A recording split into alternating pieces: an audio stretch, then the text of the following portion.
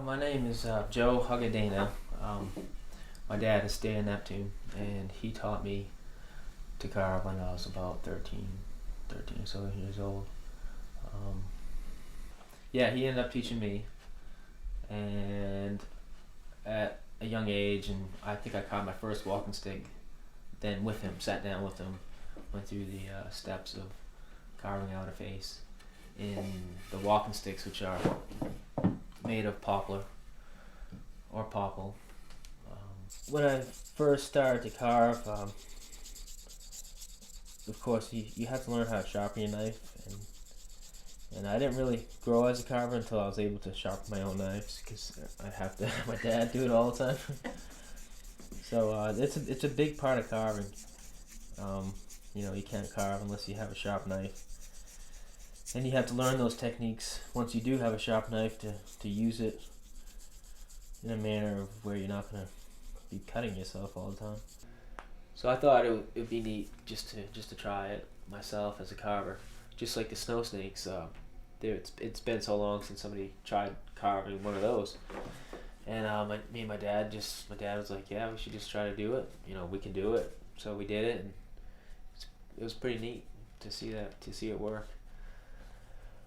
At one time, it was a favorite pastime for the kids of the community. Yeah, this one I put the word in our Penobscot language, soahe, which means snow snake in Penobscot language. Most of the ones are carved out to look like a snake. They got the eyes and the mouth. On an icy track, this one's heavier, and it'll probably go faster. The ash, yeah. This one's better because it's wider and it's got more of a curve to it. Better for like a soft snow. Okay. So it's kind of neat because they all have their different. They all function differently because of the design. So this one is maple. Yeah, this one's maple. These two are maple. And we actually had some kids carving the snakes, but they were made out of poplar, poplar's a real light wood. And I did mine out of maple. And towards the end of the day, we're all throwing this one because it was going the furthest, and because it's more denser wood. But it also helps to get them real straight. These actually take a lot of work to, especially if you're using hand tools. Sure, somebody who had all the fancy woodworking, a workshop type, they could probably do one fairly quick, probably with sanders and stuff. But when I selected the wood, the head part, you're cutting a tree that's that large, starting up here, making the head, and then tapering it right down, so you're actually taking away a lot of the wood. They don't have to dry that much longer, but they have to be smooth, sanded, well sanded, like really polished up, starting with heavy grit sandpaper down to fine sandpaper. Yeah.